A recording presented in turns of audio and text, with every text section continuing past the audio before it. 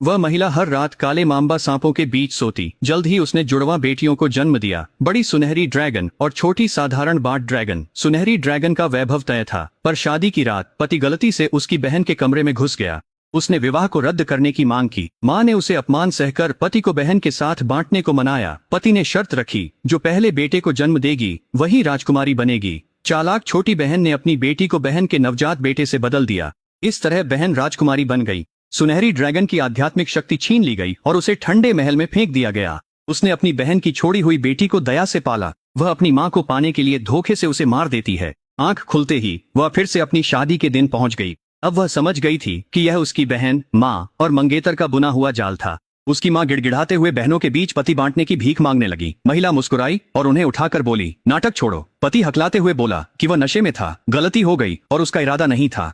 तुम्हारी सहनशीलता मशहूर है, उसने रूखेपन से कहा। फिर शादी की रात वो इतनी आसानी से क्यों टूट गई? उसके बोलने से पहले उसने सम्राट के सामने घुटने टेक विवाह अनुबंध निकाला और राजकुमार पर वादा तोड़कर बहन ऑफ ड्रैगन कबीले को बदनाम करने का आरोप लगाया। सम्राट के हाथ मारते ही मेज चकनाचूर हो गई। राजकुमार ने हद पार कर दी है। उन्होंने उसी समय विवाह को रद्द कर दिया। फिर उन्होंने छोटी बेटी को बेदखल कर निकाल दिया और राजकुमार को उसे ले जाने को कहा। सम्राट जी ने बीच बचाव किया तो उन्हें गलत परवरिश की सजा मिली। उस महिला की मां और बहन ने उसे घूरते हुए जहर उगला। खबर फैलाओ, दुनिया जाने कि राजकुमार ने अपना वचन तोड़ा है। एक ही दिन में ड्रैगन कबीले के बाहर वरों की भीड़ लग गई, क्योंकि वह सुनहरी ड्रैगन 10,000 साल में मिलने वाला खजाना थी। उससे विवाह करने वाले को अपार भाग्य और शक्ति मिलेगी। फीनिक्स स्वामी और लोमड़ी राजा सब उसके रिश्ते के लिए आए, पर उसे कोई पसंद नहीं आया। फिर एक कोने से स्वर्गीय सम्राट उठे। वह अपने 2 पुत्रों के साथ क्षमा मांगने आए। भीड़ ने तिरस्कार से देखा। हर कोई जानता था कि राजकुमार ने क्या किया था, लेकिन सम्राट ने उनके कबीले के बीच प्राचीन समझौतों की बात की। उन्होंने अपने पुत्र को दंडित किया था। क्या वे एक बार फिर कोशिश कर सकते हैं?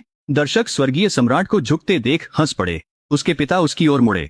चुनाव तुम्हारा है। वह इसी पल की प्रतीक्षा में थी। ड्रैगन कबीला वचन का पक्का है, वह बोली। मैं स्वर्गीय कबीले से संधि नहीं तोड़ूंगी। हैरानी की आवाजें उठी। राजकुमार गर्व से आगे बढ़ा, उसका हाथ थामने के लिए। वह आगे बढ़ी। मैं उसके छोटे भाई से शादी करूंगी। सन्नाटा छा गया। फिर हंगामा मच गया। छोटा नाजायज कमजोर और बीमार था, शायद जल्द मर जाए।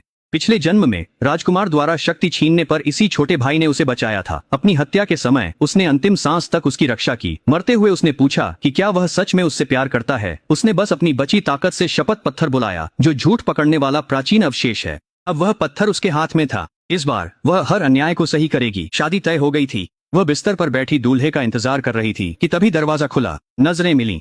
वह जैसे बिजली गिरने पर ठिठक गई। वह युवराज था,